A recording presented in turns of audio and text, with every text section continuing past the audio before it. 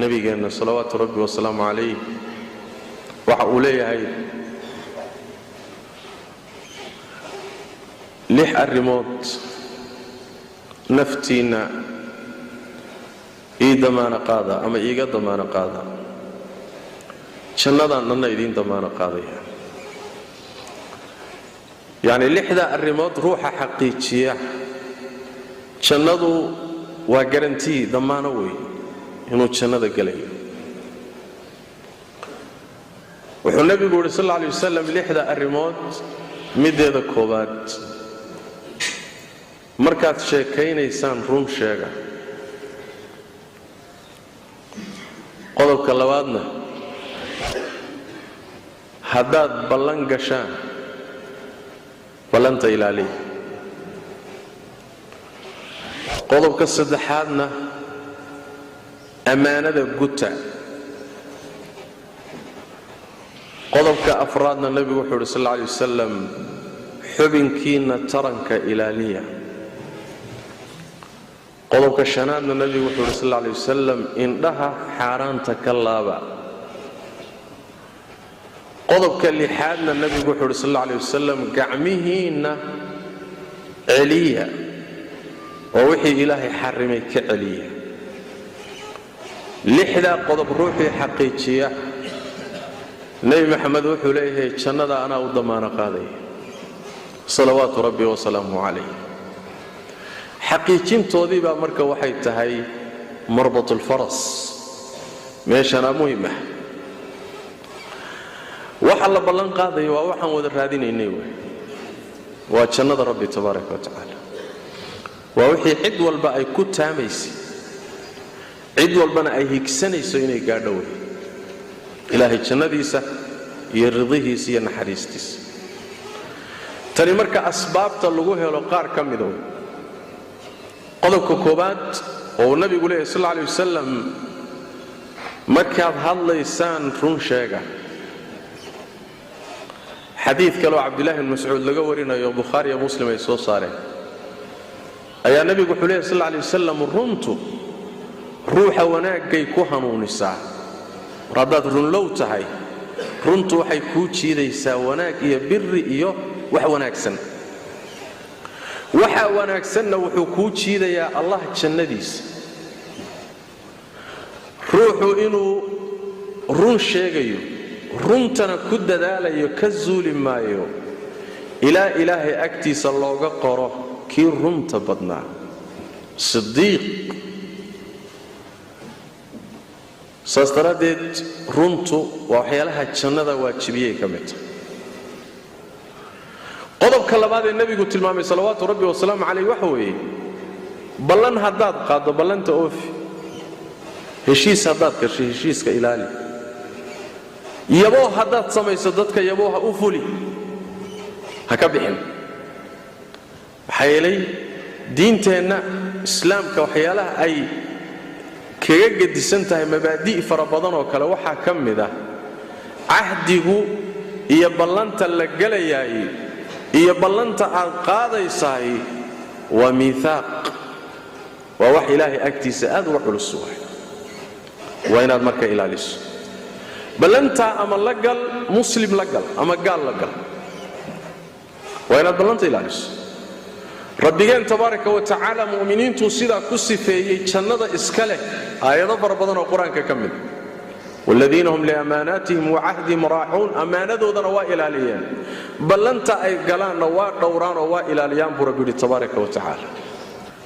قلب كسد هذا النبي الشيخ صلوات ربي وسلام عليه وحوي أمانة إلالي أمانة إلالية أمانة وحقوق انتي الله كوغو آمين سدي حق الربي كوغو آميني با كوكا أمانة خلقك أيا قيبك أما حول لغو آميني هالنقدين لغو ديبتي أما السر لغو آميني هالنقد أما مسؤولية لغو آميني يحل لغو آميني هالنقد أما علم لغو آميني هالنقد أمانة لغو ديبتي إلالي وأمانتها خيامن ربنا تبارك وتعالى وحليه إن الله يأمركم أن تؤدوا الأمانات إلى أهلها الله وحيدين أمر يا ammaanooyinka inaad u gudataan ciddii iska lahayd, xoolaha ciddii iska lahayd gaadhsii, xilka ciddii iska lahayd u ilaali, sirta ciddii iska lahayd u xifdi,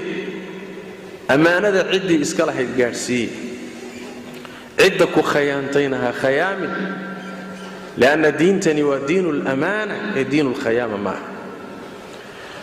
allah tabaaraka wa tacaala ammaanadaasi culayskaa leh waa ammaanada samaawaadka iyo dhulalka iyo makhluuqaadka waaweyni ka cudur daarteen, innaguna aan xambaarsannay wey, oon tunka u ridannay.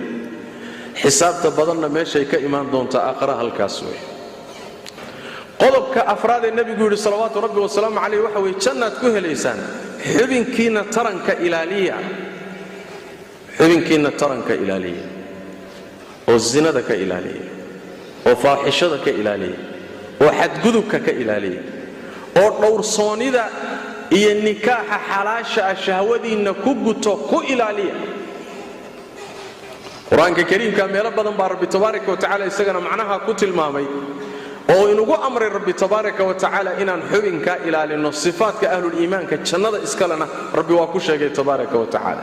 rabbi wuxuu yidhi dadka sifada jannada dhaxlaya marka la tilmaamayay furuujtooda iyo xubnahooda tarankay ilaaliyaan ilaa xaasaskooda iyo addoommadooda mooye, ama addoommadooda mooye. yacni addoommadu wakhtigaasay jireen, hadda ma jiraan. meelaha qaarkood laga yaaba in laga meel ilaahay kuu xalaaleeyo ama xaas ama addoon ah cid aan ahayn ama meel aan ahayn haddaad shahwadaada ku gudato, faman ibtaqaa waraa'a dalika faulaa'ika hum ulcaaduun, xadgudub baad samaysa. wabittaali dhaxalkii jannada inaad ka qadaa dhici karta. lan allah tabaaraka wa tacaala markuu sidaa u sifeeyey wuxuu ku tilmaamay aladiina yariuuna alfirdawsa hum fiiha khaaliduun. aayadda kalena marka la sifeeyo tilmaamahooda la sheegay ulaa'ika fii jannaatin mukramuun baa la yidhi. sifaadkan dadka iska leh waa dadka dhaxalka jannada iska leh oo ilaahay jannadiisa tabaaraka wa tacaala dhaxlaya. sidaas daraaddeed inaad xubinkaaga taranka ilaaliso. nebigeenna salawaatu rabbi wasalaamu calayh waxyaalihii uu baycada kula geli jiray, heshiiskii iyo ballanta kula geli jira saxaabada waxaa ka mid ah in ay xumaanta iyo zinada iska ilaalinayaan, ka fogaanayaan. qodobka shanaad ee nebigu tilmaamay salawaatu rabbi wasalaamu calayh waxa weeye indhihiinna laaba oo xumaanta ka laaba. daawashada xumaanta iyo fiirinta xaaraanta indhaha ka celi. mu'miniinta raggaa markuu ilaahay la hadlayay tabaaraka wa tacaala wuxuu yidhi nebigiisa yuu amrayaa, wuxuu leeyahay waqul lilmu'miniina yaquduu min absaarihim.